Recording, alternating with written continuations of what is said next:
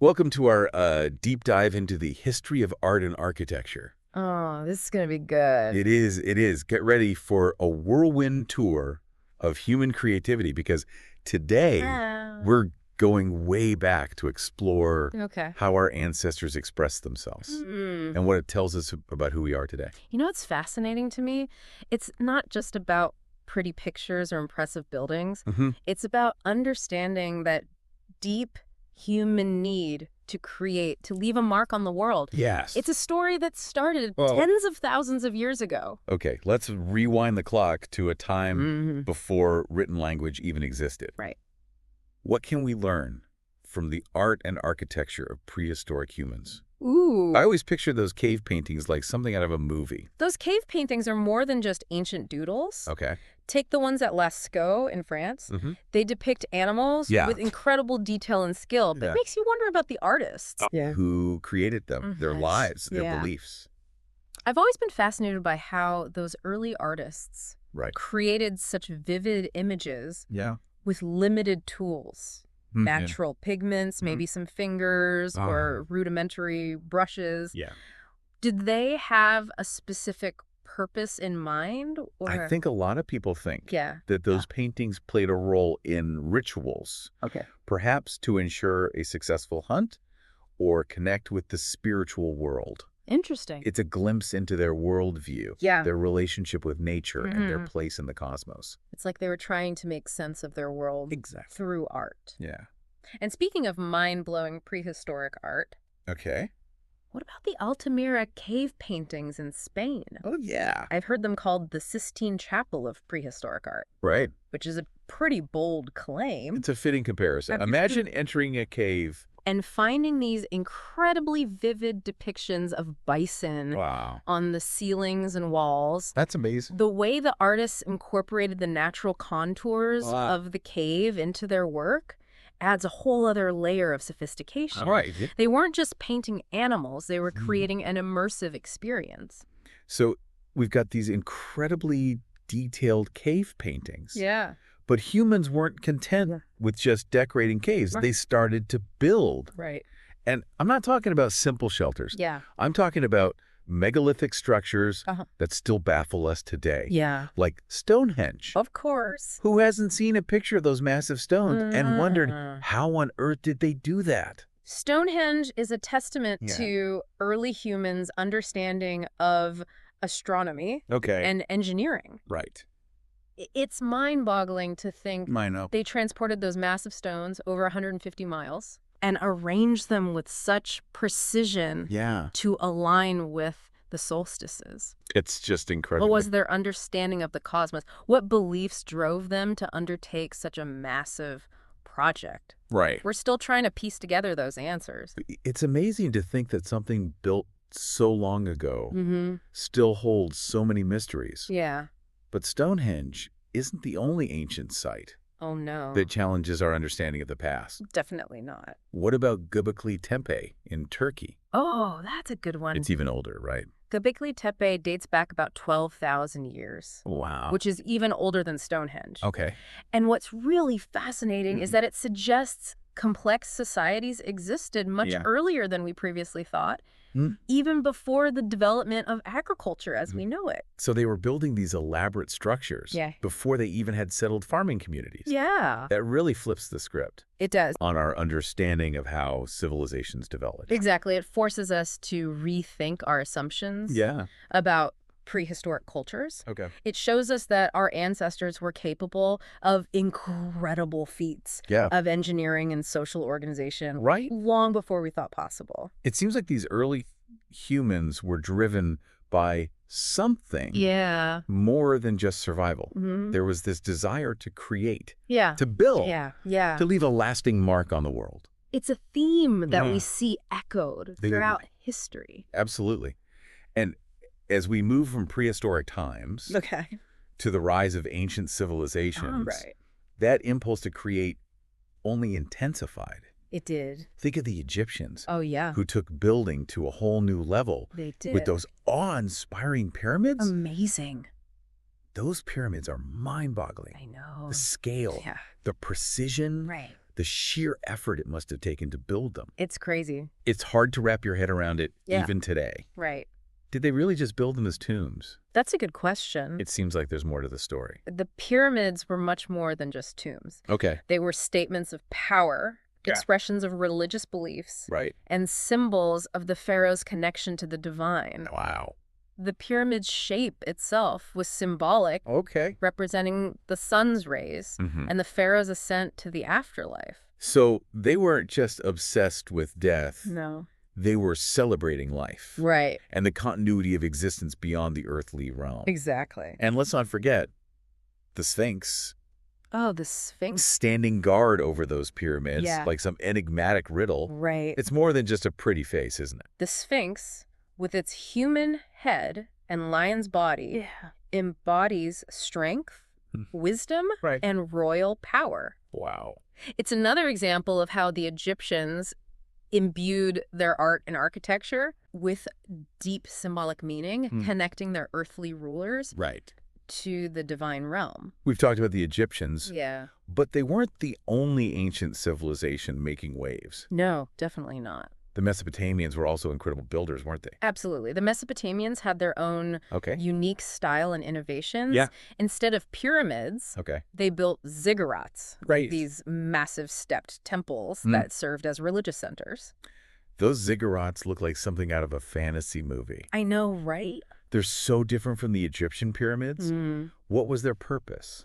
Unlike the pyramids, which Yeah. were tombs, Yeah. ziggurats were designed to be a symbolic bridge Okay. between earth and heaven, Interesting. connecting humans to the divine. Right. They were often built on platforms, Okay. with each level getting smaller as it ascended towards the sky, Wow. culminating in a shrine at the very top. So it was like a staircase to the heavens. Yeah. What a powerful way to express their religious beliefs. Exactly. The ziggurat's design reflects their understanding of the cosmos and their place within it. Right. It's a testament to human ingenuity Yes. and our enduring desire Yeah. to connect with something greater than ourselves. It's incredible how both the Egyptians and Mesopotamians Right. expressed their beliefs and their understanding of the world through these monumental structures. Yeah, It's a testament to the power of art and architecture it is. to transcend time and cultures. Absolutely.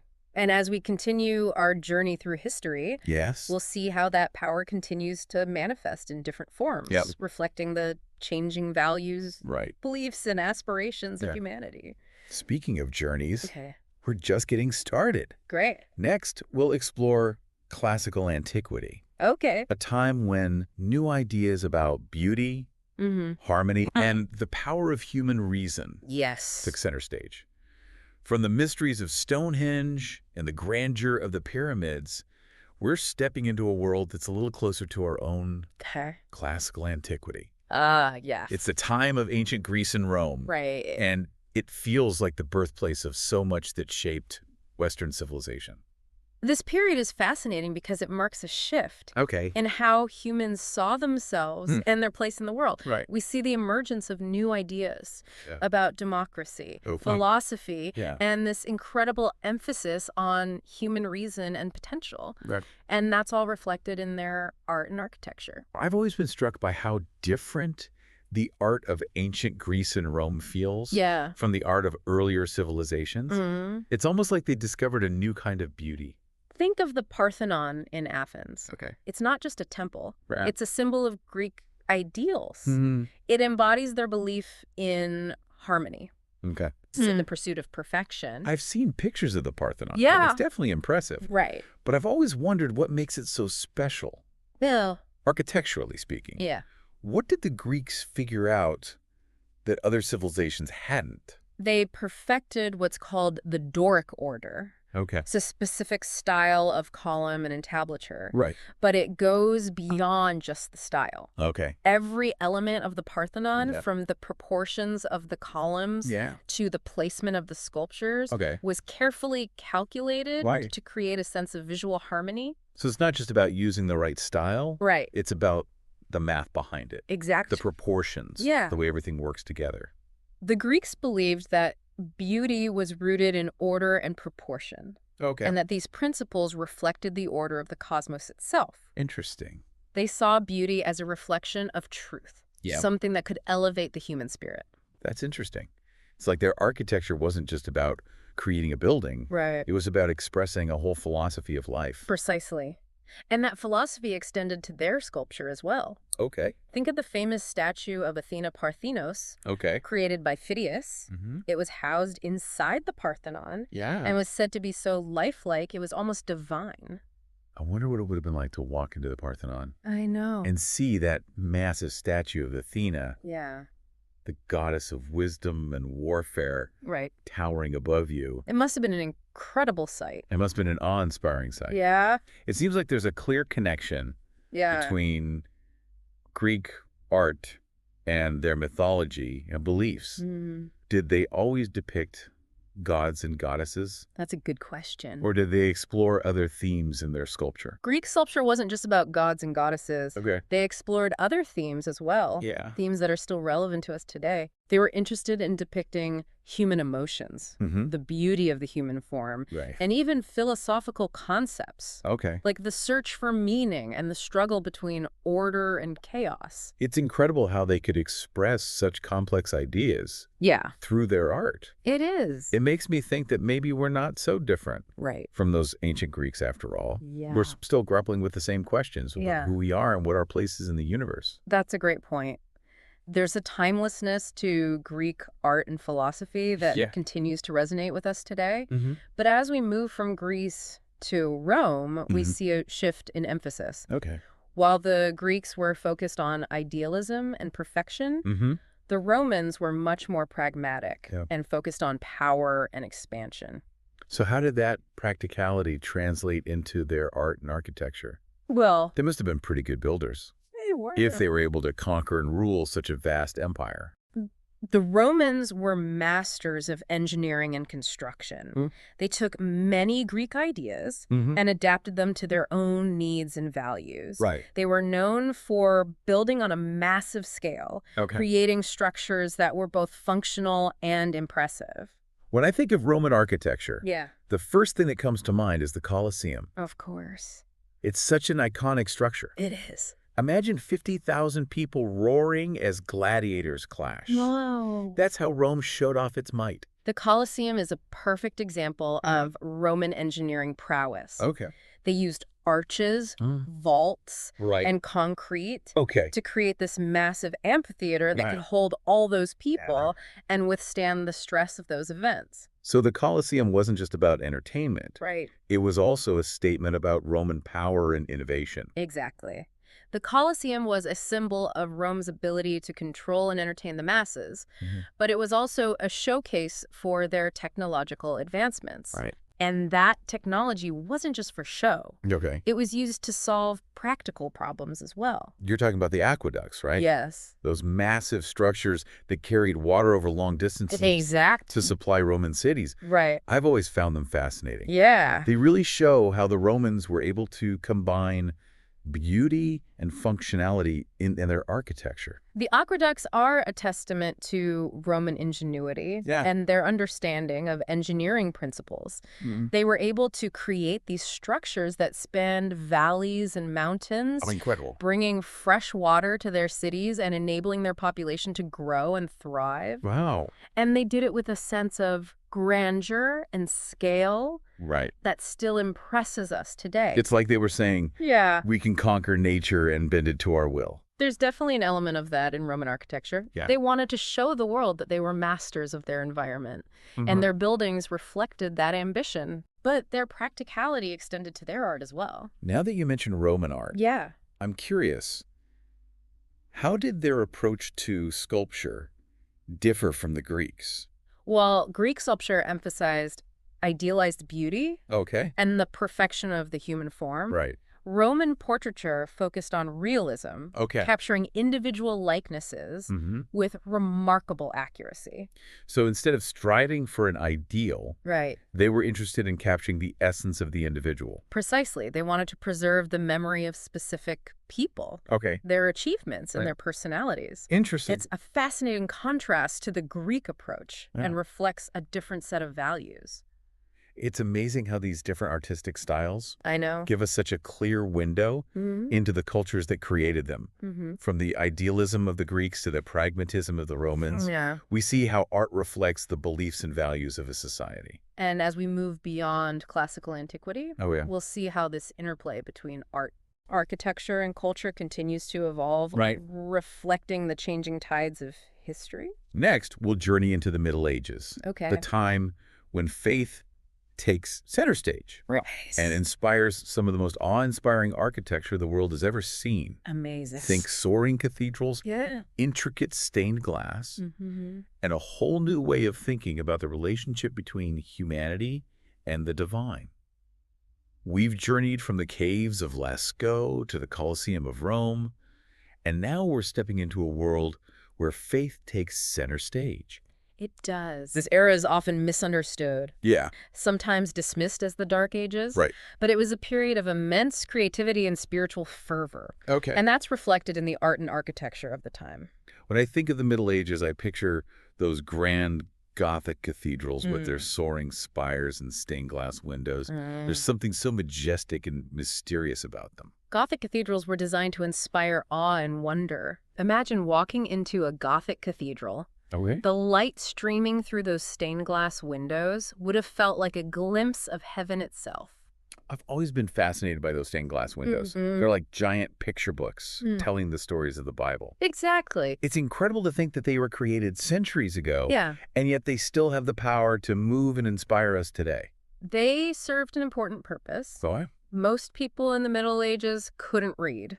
So stained glass windows were a way to teach them about the Bible and the lives of the saints. Interesting. They brought the stories to life in a way that words alone couldn't.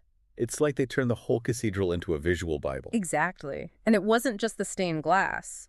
The entire structure of a Gothic cathedral was designed to point upwards towards the heavens, the pointed arches, the ribbed vaults, the soaring spires. Everything was designed to create a sense of verticality, to draw the eye upward and inspire a sense of spiritual aspiration. It's like they were trying to build a physical connection between earth and heaven. Precisely. And the level of craftsmanship and detail that went into these cathedrals is astounding. I bet. If you look closely, you'll see intricate carvings, delicate tracery, and countless other details that speak to the skill and devotion of the artists and craftsmen who created them. It's like they poured their hearts and souls into these buildings. They did, and it shows. Gothic cathedrals are a testament to the power of faith to inspire great works of art and architecture. But the Middle Ages wasn't just about Gothic cathedrals. There were other styles and movements happening at the same time, weren't there? Absolutely. While Western Europe was embracing the Gothic style, the Byzantine Empire, which was the Eastern continuation of the Roman Empire, had its own unique artistic tradition. I've always been curious about Byzantine art. It seems so different from Western art. It is. With its shimmering mosaics and emphasis on spirituality. Byzantine art is characterized by its rich colors. Its use of gold and its focus on religious imagery. It's an art that's meant to transport you to another realm. Interesting. To evoke a sense of the divine. Can you give me an example of a Byzantine masterpiece? Sure. What's a building that really captures the essence of this style? Imagine stepping into the Hagia Sophia in Istanbul. It was originally built as a church, later converted into a mosque. And now it's a museum. Showcasing its incredible history and architectural grandeur. A building that's been a church, a mosque, and a museum. That's amazing. It's a testament to its enduring beauty and its ability to transcend cultural boundaries.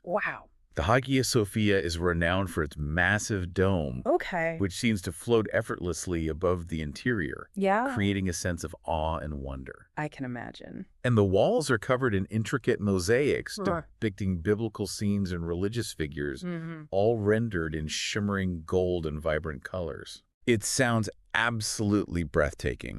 It's amazing how art and architecture can connect us to different cultures and different periods in history. It is. And as we move out of the Middle Ages and into the Renaissance, we see a renewed interest in classical art and learning. It's a period of great artistic and intellectual flourishing. A rebirth of creativity and innovation. The Renaissance. Now we're talking about some of the biggest names in art history. Right. Leonardo da Vinci, Michelangelo, Raphael. Exactly. It's a period that's full of iconic masterpieces. The Renaissance was a time of incredible artistic experimentation and achievement. Yeah. Artists were rediscovering the techniques and principles of classical art and applying them in new and innovative ways. I've always been fascinated by Leonardo da Vinci. Oh, yeah. He was a true Renaissance man. He was. A painter, sculptor, inventor, scientist. Polymath. He seemed to excel at everything he did. Leonardo was a genius. There's no doubt about that. Right. He had an insatiable curiosity and an incredible ability to observe and understand the world around him. And that's reflected in his art. Okay. Think of the Mona Lisa. Yeah. Perhaps the most famous painting in the world. Right.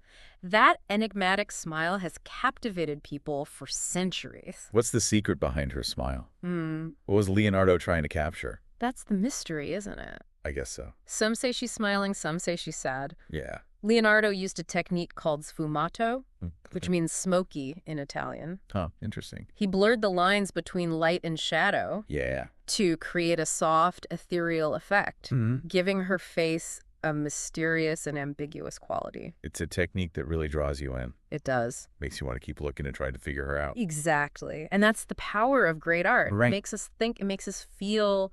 Yeah. It stays with us long after we've seen it. And speaking of masterpieces, we can't talk about the Renaissance without mentioning Michelangelo. Of course not. He was another artistic giant, a master of painting, sculpture, and architecture. Michelangelo was a force of nature. Yeah. His works are characterized by their power, their drama, their sheer scale. Right. Think of the David statue. Yeah. A colossal marble masterpiece depicting the biblical hero. Right. It's a symbol of Renaissance humanism, celebrating the beauty and potential of the human form. And then there's the Sistine Chapel ceiling. Oh my God. It's hard to imagine the amount of work and dedication that went into creating such a monumental work of art. The Sistine Chapel ceiling is one of the most famous and recognizable works of art in the world. Absolutely. Michelangelo spent years lying on his back. I know, it's incredible. Painting those incredible scenes from the Bible. It's a testament to his artistic genius and his unwavering commitment to his craft. It is. It's amazing to think that these works of art were created centuries ago, and yet they still have the power to move and inspire us today. They do. Yeah. And as we move beyond the Renaissance, we see art and architecture continue to evolve. Yeah. Reflecting the changing times and the changing world. The Baroque period, with its emphasis on drama and emotion. Right. The Rococo period, with its lightness and elegance. The rise of modernism, with its rejection of tradition and embrace of new forms and ideas. Yeah. The story of art and architecture is a story of constant change and evolution. And it's a story that continues to this day. That's right. Contemporary art and architecture are pushing the boundaries in new and exciting ways, exploring new materials, new technologies, and new ways of thinking about space and form. It's been an incredible journey exploring the history of art and architecture from its earliest beginnings to the present day. It has. What are some of the key takeaways we should remember? I think the most important thing to remember is that art and architecture are more than just objects or buildings. Okay. They're expressions of the human spirit. Yeah. They reflect our values, our beliefs, our dreams, our fears. They tell the story of who we are and where we've been. And that story continues to unfold. It does. Every new work of art, every new building adds another chapter to this ongoing narrative. Right. So what will your chapter be? What mark will you leave on the world? That's a great question to ponder. It's something we should all think about. Thanks for joining us on this deep dive into the world of art and architecture. We hope you've been inspired to look at the world around you with fresh eyes and to appreciate the incredible legacy of human creativity that surrounds us all.